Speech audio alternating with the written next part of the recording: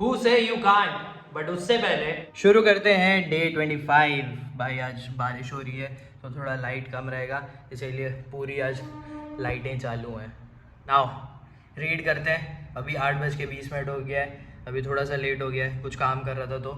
And now read करेंगे, उसके बाद मार्केट देखेंगे कि क्या सेंटिमेंट रहता है, एंड उसके साथ माइंड को थोड़ा प्रिपेयर भी करना है। तो स्टार्ट करते हैं रीडिंग के साथ।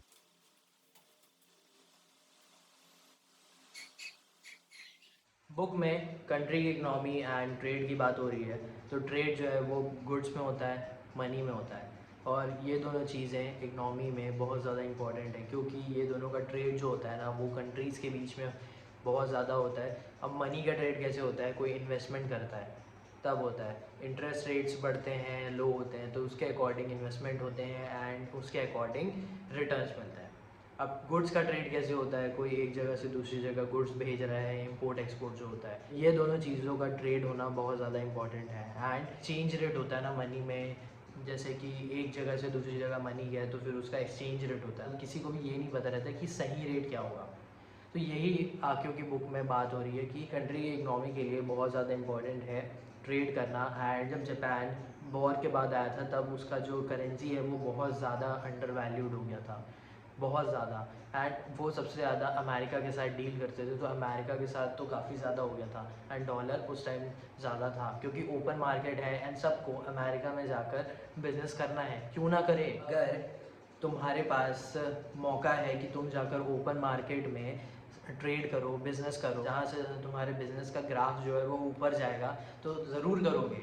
भले ही तुम्हें कुछ ना कुछ प्रॉब्लम्स आएंगे, चैलेंजेस आएंगे, तुम्हें फेस करने पड़ेंगे, बट अगर तुम मेहनत करने वाले हो, तुम्हारा प्रोडक्ट अच्छा है, तुम्हारी कंपनी अच्छा काम कर रही है, अगर उस कंट्री दूसरी कंट्री के गवर्नमेंट के साथ या उसके जो पॉलिसीज़ है उनके साथ तुम कॉर्पोरेट कर रहे हो, तो तुम्हारा ग्रोथ होना ही है। वही बात हो रही है, सबमिट्स होते थे तो उसमें बात होती थी कि इकनॉमी से रिलेटेड, ट्रेड से रिलेटेड, क्योंकि भाई एक कंट्री के लिए ना ट्रेड करना बहुत ज़्यादा इंपॉर्टेंट है। जैसे कि मैंने कल की वीडियो में बताया कि एक कंट्री कैसे ग्रोथ करती है, जैसे एक पर्सन ग्रोथ करता है और एक कंपनी ग्रोथ करती है। अपने ग्रोथ पे ध्यान देना रहता है, इन्वेस्टमेंट्स करने रहते हैं एंड कैपेबल बनना पड़ता है।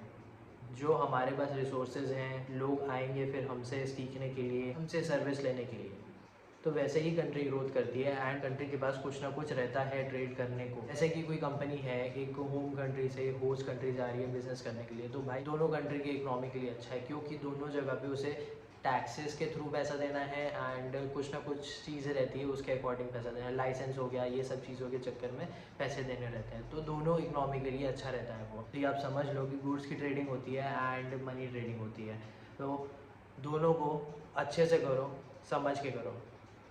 इसके अलावा और कुछ नहीं है अभी तक जो भी मैंने रीड किया, क्योंकि जो अभी चैप्टर मैं स्टार्ट किया वो चैप्टर का नाम ही वर्ल्ड ट्रेड एवर्टिंग क्राइसिस है। क्योंकि हर एक कंट्री को ना अपने जो रिस्क हैं, अपने जो अगर कोई क्राइसिस आ सकती है तो उससे एवर्ट होने के लिए, मतलब उससे बचने के लिए कुछ ना कुछ चीज़ें रखनी पड़ती हैं। तो अभी बस इतना ही रखते हैं। एंड नाउ मार्केट ओपन होने में थोड़ा सा टाइम बचा है, तो चार्ट थोड़ा मैं समझता हूँ और देखता हूँ एंड मार्केट कहाँ ओपन होता है, और माइंड को थोड़ा प्रिपेयर करता हूँ। उसके बाद जो भी होगा तब मैं बताता हूँ आपको।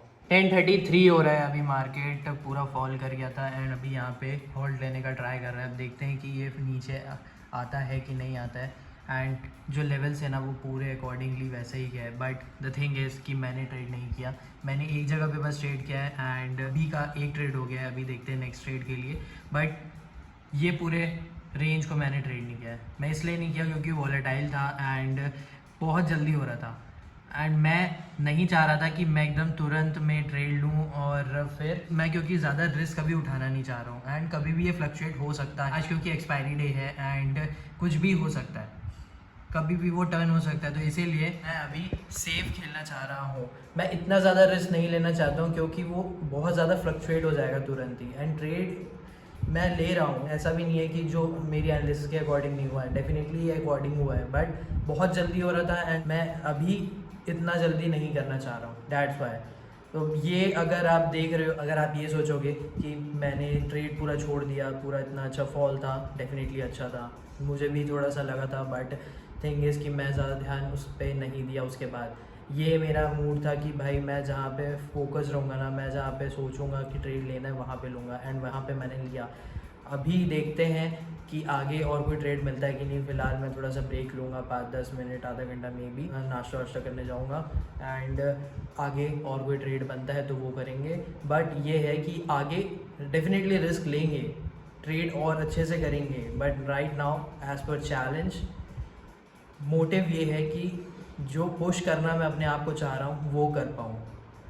आई होप आप समझोगे एंड साइकोलॉजी में मेंटेन करके चल रहा हूँ इसीलिए। तो अभी देखते हैं कि और कोई ट्रेड मिलता है कि नहीं एंड फिर बताते हैं। अभी 244 हो रहा है, मार्केट जो है फॉलो होने के बाद ना फिर एक कंसोलिडेशन ही चल रहा है एंड प्रीमियम सभी ठीक है, बट ये कंसोलिडेशन ही है। अभी तक मैंने कोई ट्रेड और नहीं लिया है फर्स्ट ट्रेड के बाद। अभी देखता हूँ इसके बाद अगर कोई चांस मिलता है, लेकिन अभी मेरा मन कर रहा है कि मैं जाकर ब्रेक लूँ। ब्रेक मतलब कि आज ख़त्म करूँ ट्रेडिंग डे को, क्योंकि अभी मैं थक गया हूँ एंड मैं सोच रहा हूँ मैं जाकर सोऊँ।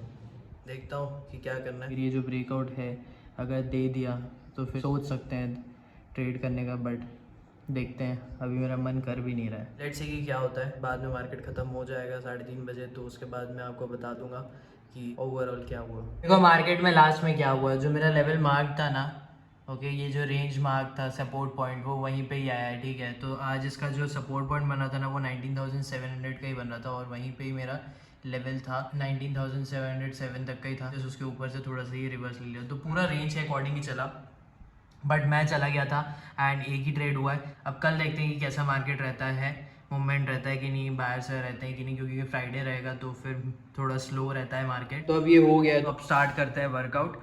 एंड अभी जस्ट लाइट चली गई थी, अच्छा है जल्दी आ गई 2 मिनट में। आज जो वर्कआउट रहेगा वो है बाइसेप्स का एंड मैं सोच रहा हूँ उसके साथ ट्राइसेप्स करूँ।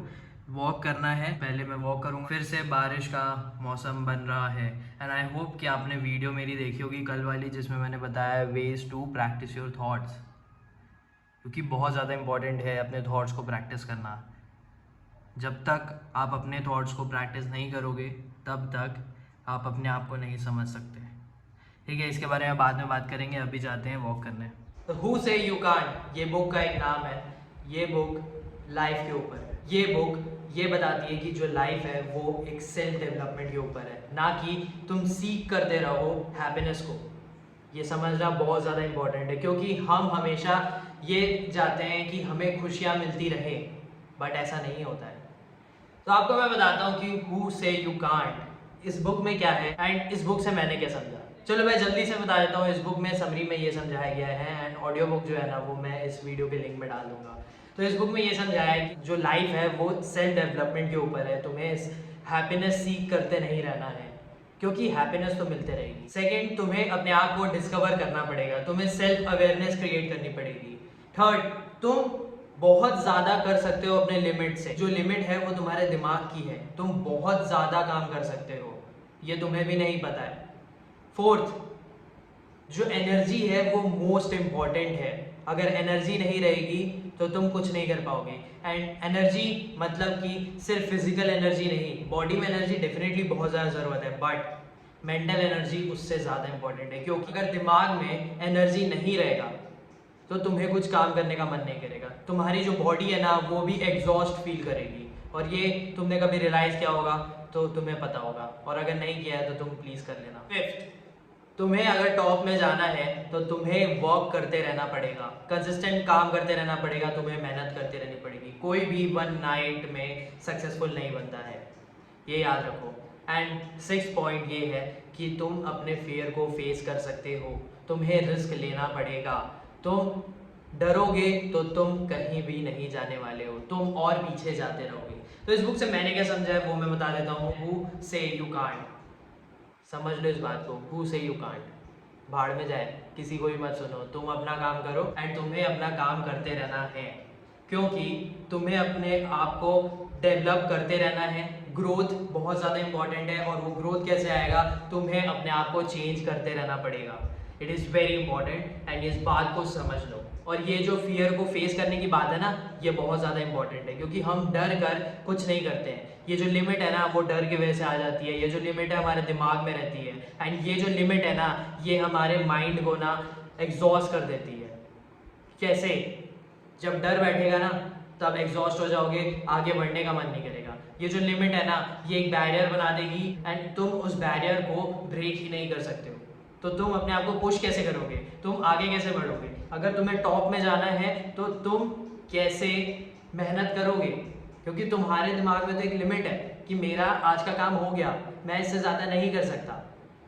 Physical energy is very important, but उससे ज़्यादा ना मेंटल एनर्जी की बहुत ज़्यादा ज़रूरत होती है। और ये जो मेंटल एनर्जी है ना, ये हम बहुत ज़्यादा एग्जॉस्ट करते हैं। ये इसके बारे में मैं नेक्स्ट वीडियो में बात करूँगा। इस वीडियो को पूरा देखना एंड नेक्स्ट वीडियो भी ज़रूर देखना। तो जो मेंटल एनर्जी है ना, वो बहुत ज़्यादा ज़रूरत है, क्योंकि अगर एक बार दिमाग थक गया ना तो तुम्हें कुछ काम करने का ही मन नहीं करेगा, तुम्हारे दिमाग में कुछ घुसेगा ही नहीं, मतलब जो तुम समझना चाहोगे ना वो भी नहीं जाएगा। तो इसीलिए मेंटल एनर्जी ना बहुत ज़्यादा इंपॉर्टेंट है। फिजिकल एनर्जी को तो भाई हम सोकर रेस्ट करके हम ठीक कर सकते हैं, वापस थोड़ी एनर्जी आ जाएगी, बट माइंड का एनर्जी का क्या करोगे। तो मेंटल एनर्जी के लिए भी आपको कुछ ना कुछ करना पड़ेगा, और मैं इसके बारे में किसी वीडियो में बात ज़रूर करूँगा। तो आप वीडियो के साथ बने रहना, इस चैनल के साथ कनेक्ट रहना।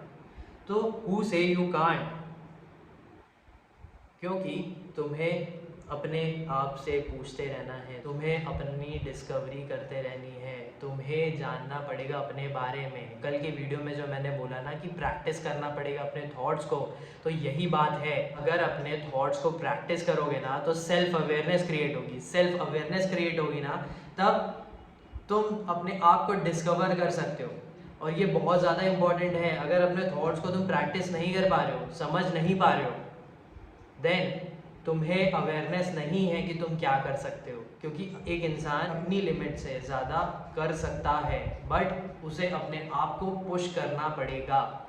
अगर उसका कोई ड्रीम है, अगर वो चाह रहा है, मतलब कि उसकी कोई वांट है, तो उसे मेहनत करनी पड़ेगी, उसे अपने थॉट्स को समझना पड़ेगा, उसे अपने थॉट्स को अपने आप को एक्सप्रेस करना पड़ेगा।